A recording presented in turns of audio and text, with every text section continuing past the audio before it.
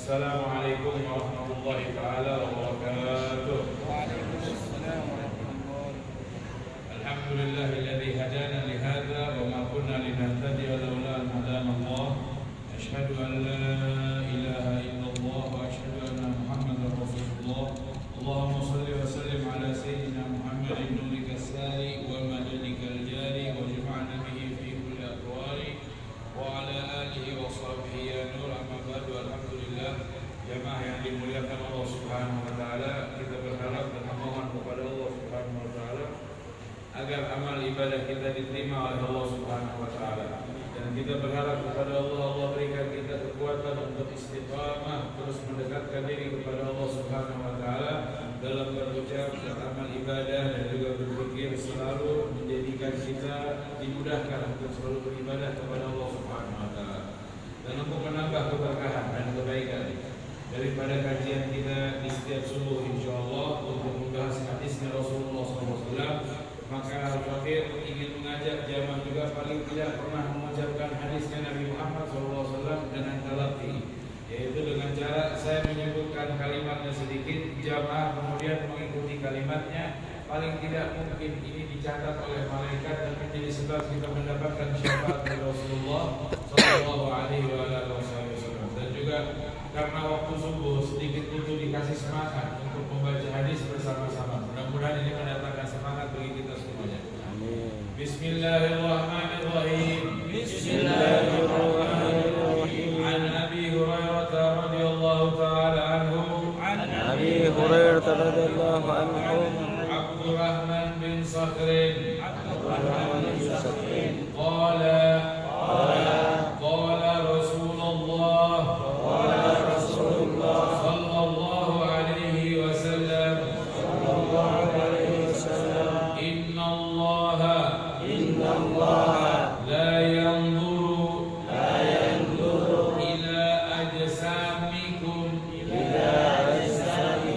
wala ila suwarikum walakin yanzuru ila qulubikum wa a'malikum. Rawahu Muslim. Dari Abi Hurairah yang bernama Abdurrahman bin Sakhrin, kita sudah bahas sekilas kisah tentang Abu Hurairah, nama Abu Hurairah, wafatnya Abu Hurairah, dan kelebihan keistimewaan Abu Hurairah radhiyallahu taala anhu, yang ternyata beliau adalah pimpinannya orang fakir miskin yang disebut dengan Ahlus Suffah.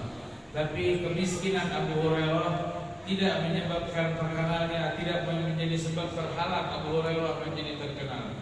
Miskinnya Abu Hurairah, pakaiannya hanya satu-satu yang dipakai oleh Abu Hurairah, bukan dan tidak mencegah Abu Hurairah menjadi sahabat dekatnya Rasulullah SAW. Keadaan yang miskin, makan jarang, tidur pun bertumpuk-tumpukan, tapi itu tidak menghalangi Abu Hurairah menjadi sahabat yang paling banyak menghafal hadis Nabi Muhammad sallallahu alaihi wasallam. Hadis tersebut pun disampaikan dan artinya adalah sesungguhnya Allah Subhanahu wa taala tidak melihat rupa dan bentuk kita, akan tetapi Allah melihat apa yang ada dalam hati dan apa yang kita kerjakan dari perbuatan. Hadis ini tentu memiliki makna yang sangat dalam dan luas subhanallah. Kemudian sedikit kita kisahkan bahwasanya hadis seperti ini yang diriwayatkan oleh Imam Muslim dari Abi Hurairah radhiyallahu taala anhu, bahwasanya hadis yang mirip dengan hadis ini itu banyak sekali. Diriwayatkan oleh Imam Tirmidzi, diriwayatkan oleh Imam Malik, Imam Ahmad itu meriwayatkan jenis hadis yang mirip, maksudnya sama tapi berbeda kalimatnya. Seperti Allah Subhanahu wa taala la yanzuru ila suwarikum wa amwalikum. Dalam hadis Allah tidak melihat rupa dan harta kalian. Dalam hadis lagi dikatakan Allah tidak melihat rupa harta, akan tetapi yang hanya ingin dilihat oleh Allah amalan yang bersumber dari hati kalian. Hadis yang lain yang diriwayatkan oleh Imam Muslim, diriwayatkan juga Imam Muslim, innallaha la yanzuru ila suwarikum wa amwalikum walakin yanzuru ila a'malikum wa qulubikum.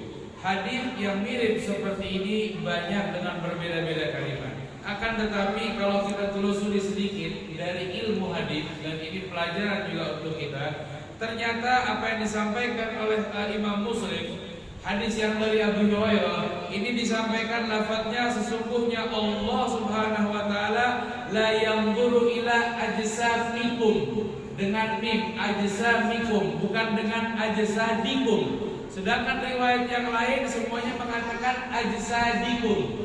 Jasad dengan jisim itu sama artinya.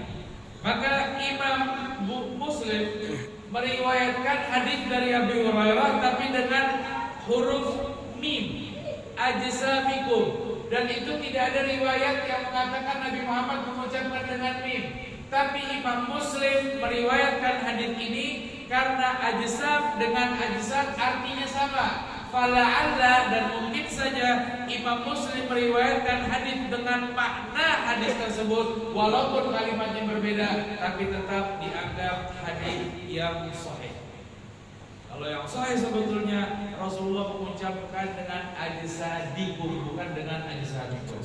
Ini sedikit pelajaran tentang ilmu hadis.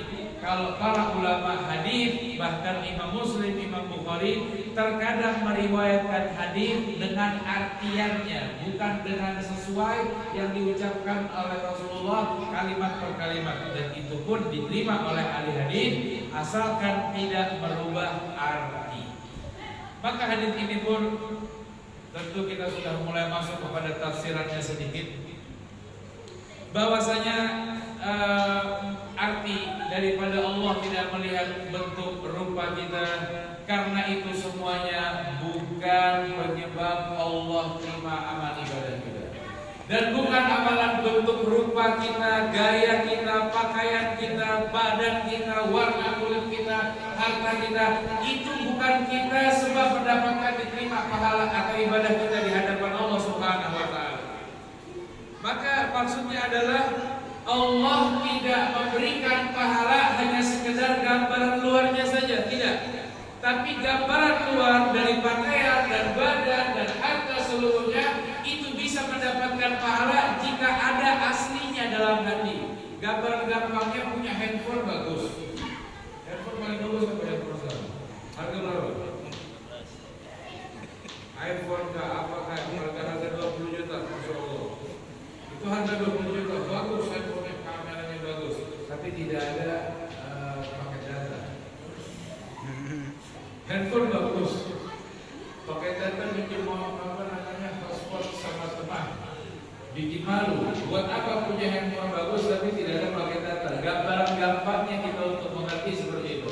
Maka Allah lebih pantas melihat apa arti yang Allah berikan kepada kita semuanya kalau tidak ada isi dari hati kita beribadah kepada Allah Subhanahu wa taala. Maka dikatakan bahwasanya Allah itu kalau dikatakan dalam hadis ini dengan artian Allah memandang, Allah tidak memandang, Allah tidak melihat, sesungguhnya Allah Maha melihat segala sesuatu. Yang zahir, yang tidak kelihatan manusia pun dilihat oleh Allah Subhanahu wa taala.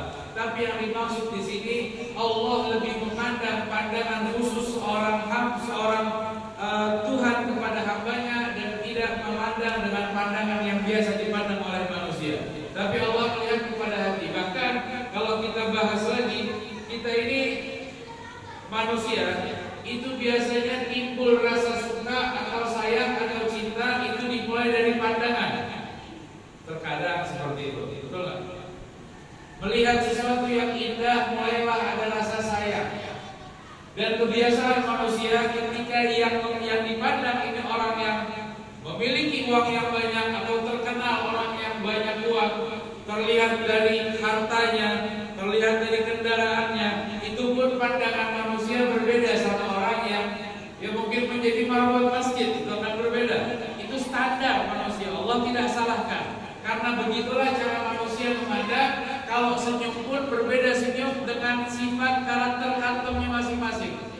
Kalau kantongnya yang lebih tebal, uangnya lebih banyak, senyumnya biasanya berbeda.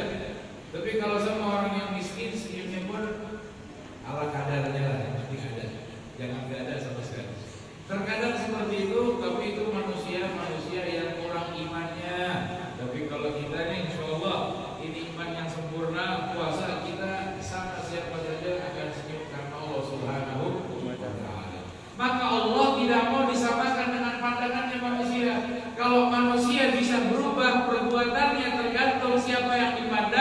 tergantung bagaimana yang dipandang, itu kepandangan zahir.